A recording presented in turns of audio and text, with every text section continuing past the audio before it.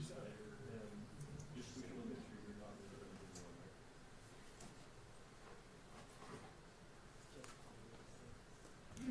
Okay.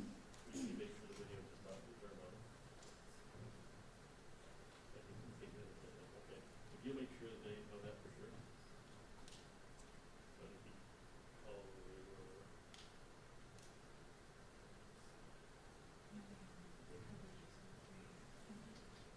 Just make sure that you not turn the most of these videos before what's happening. All right.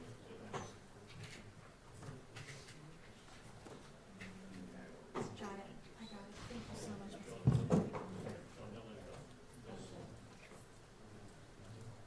All right. Fourth one, State of Utah now assessing, almost only up draft tonight. Please be seated. Good morning. Court is now in session.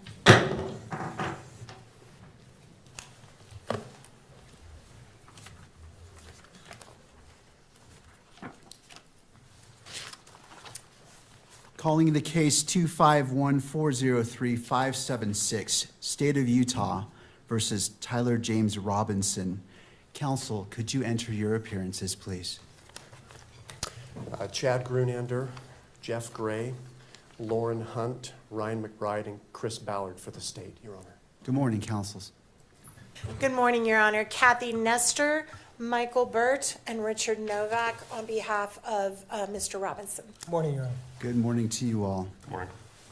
And to the jail. Do we have Mr. Robinson present? Yes, Your Honor. All right. Mr. Robinson, good morning to you as well.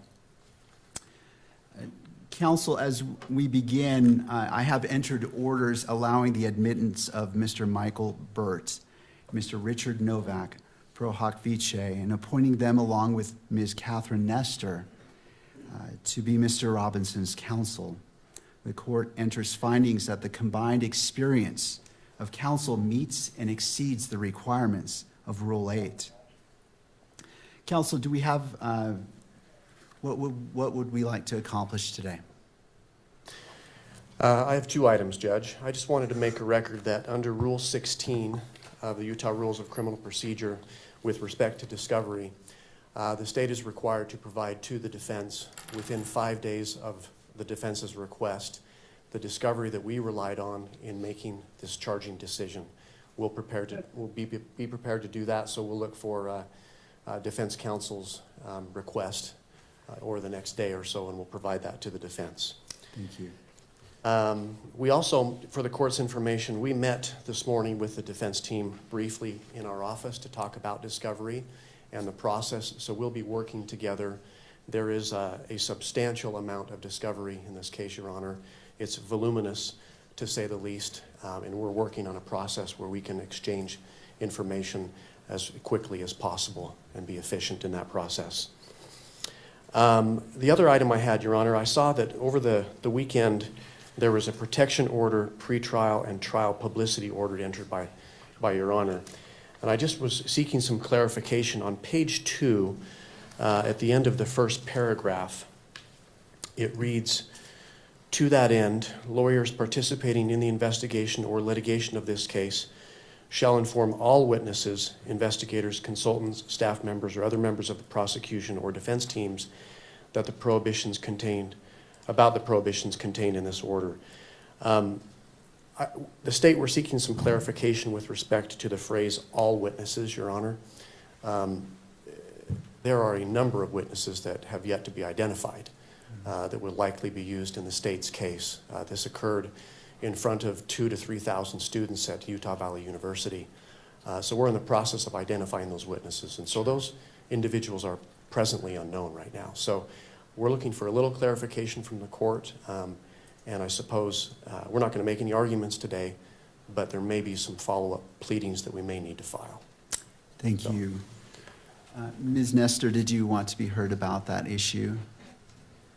No, Your Honor, we would defer to whatever the court wants to advise them on that matter. I mean, I think it's fairly obvious that we don't know who all the witnesses are in this case yet.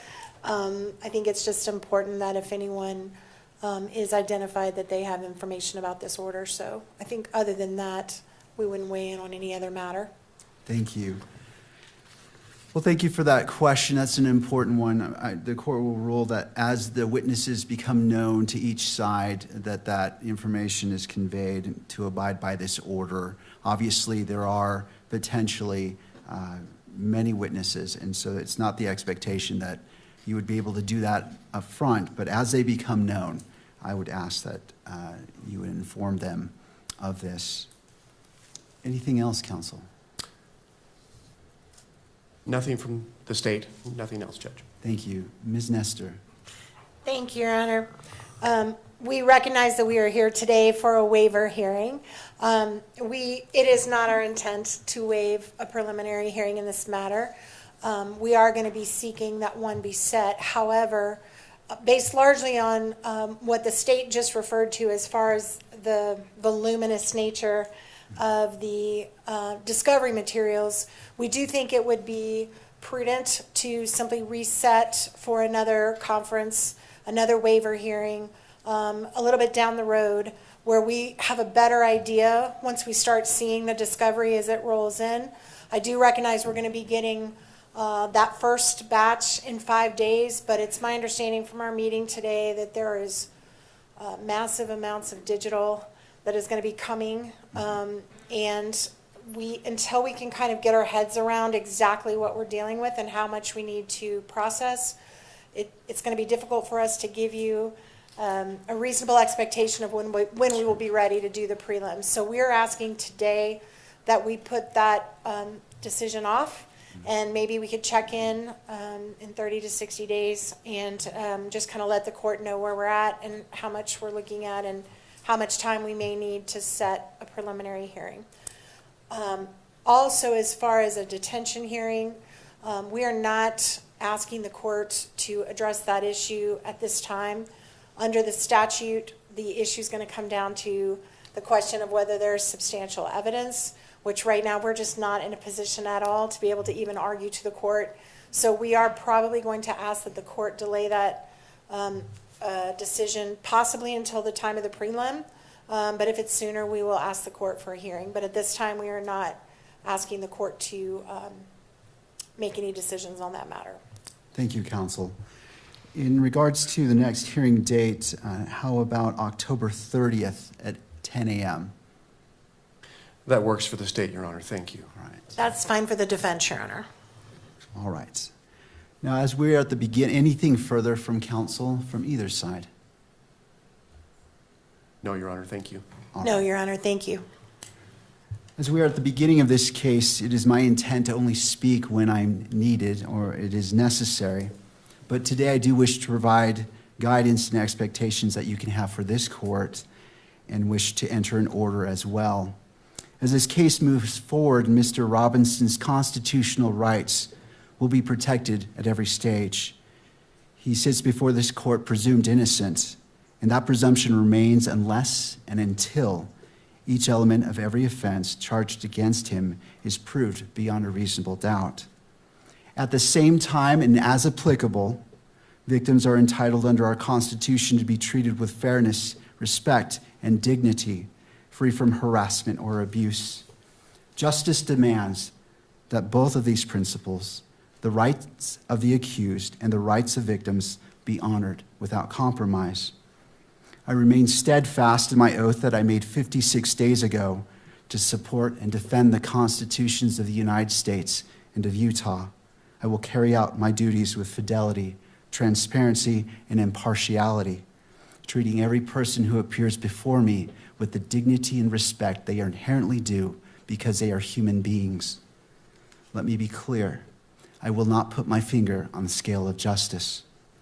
These proceedings will be open to the public, conducted in accordance with the law, and handled with diligence and competence to ensure that justice is never compromised. It is the standing order of this court that Mr. Robinson shall be allowed to appear in person so he can fully engage with his attorneys and participate in these legal proceedings.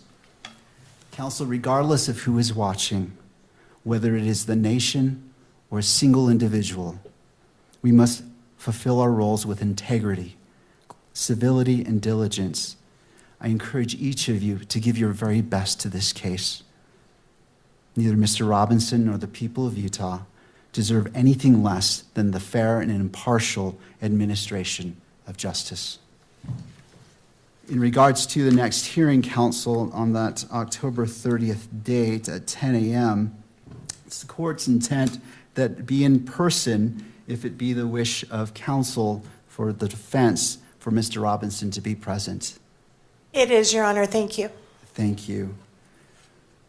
Counsel, anything else that we can address today? Your Honor, we appreciate the court's comments with respect to Your Honor's role in this case. In like matter, we commit to approach this case with integrity, with professionalism and civility. We are truth seekers. We will aggressively pursue the truth in this case. Thank you. Thank you. All right, counsel, unless there's anything else, thank you for being here. This court is in recess. Thank you, Your Honor.